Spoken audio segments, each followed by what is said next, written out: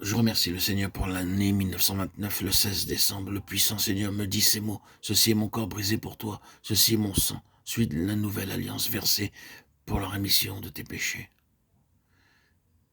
Frère Baxi entendit ces mots dans sa propre chambre, sans aller à aucune réunion, sans que personne ne me parle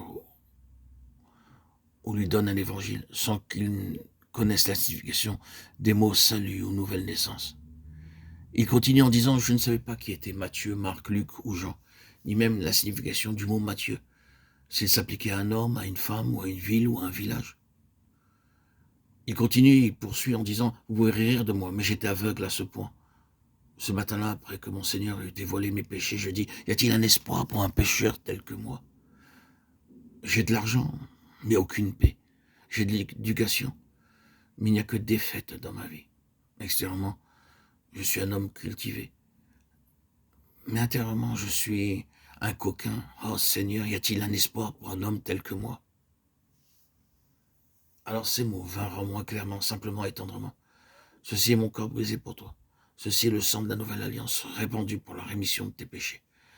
Je répondis, oh Dieu, je suis bien trop stupide pour connaître la signification de ces mots. Alors une voix vint, mon fils, va. Tes péchés te sont pardonnés. La question était réglée. C'est ainsi qu'il m'a choisi, moi, frère Baxing, qui était un blasphémateur, esclave de tous les péchés, complètement aveugle spirituellement. Cependant, le Seigneur me vit et me choisit. Je le sais et je le crois. Il est à moi, je suis à lui. Puisse la voix du bien-aimé Sauveur venir aussi à vos oreilles. Et alors que vous lui obéirez et le suivrez, il vous enseignera lui-même toute sa volonté.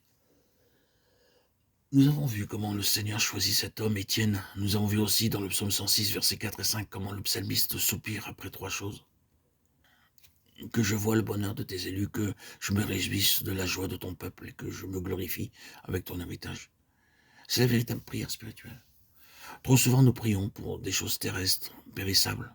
À l'école ou au collège, nous prions avant un examen. Oh Dieu, aide-moi à le passer. Il y a des jeunes gens et des jeunes filles qui prient. Seigneur, donne-moi une épouse ou un mari d'un niveau supérieur, avec au moins le diplôme du baccalauréat.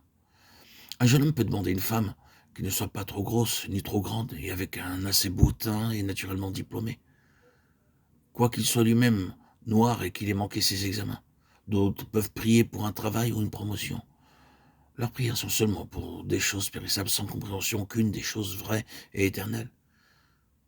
Priez avec ces paroles du psaume 106, 5, et le Seigneur vous donnera sûrement toutes ces autres choses par-dessus tout.